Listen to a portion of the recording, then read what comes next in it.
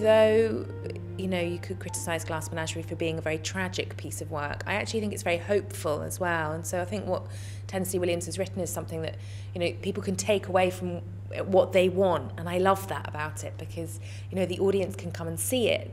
And every audience member will take away something different. And for me, that's what theatre does brilliantly, is that you can present a whole series of things on stage.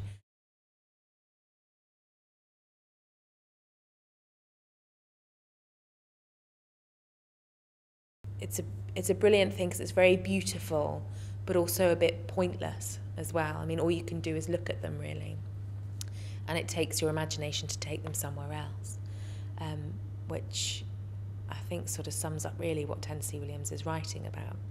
Yeah, they are I mean, they're beautiful to her, but actually, I don't think they're very good looking at all. They're really not, you know, they're quite weird looking, quite a lot of them. But also, of course, the unicorn it's not a real creature. It's totally mythical. So, and it's unusual, just like her.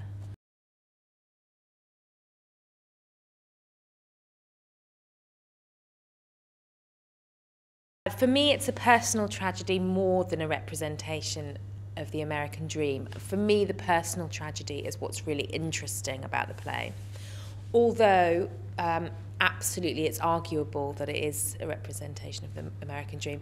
I think, actually, it's Jim, the gentleman caller, that embodies the American dream, and that he comes in and actually represents all of those things. Like, you know, he's constantly saying, you know, he's disappointed, but he's not discouraged. He's, you know, he works in a job and he really doesn't enjoy it, but he goes to night school and he's looking forward. You know, for him the world is, you know, there's still opportunity.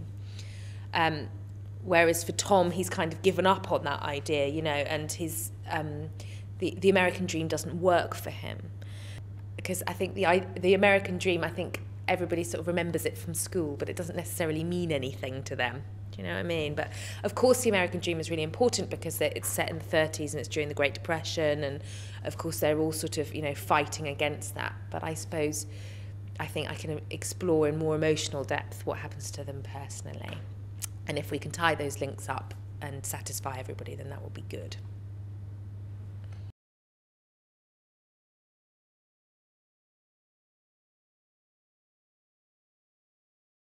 I'd like to say I did, but I sort of love all of it so much. But I have favourite moments. Like my first favourite moment is right at the beginning when Tom comes in and introduces himself and the characters and what happens. So I love the fact that kind of dispels any myth or, you know, magic about it. Yeah, he sets everything up, which is brilliant. You know, you know exactly where you are as an audience.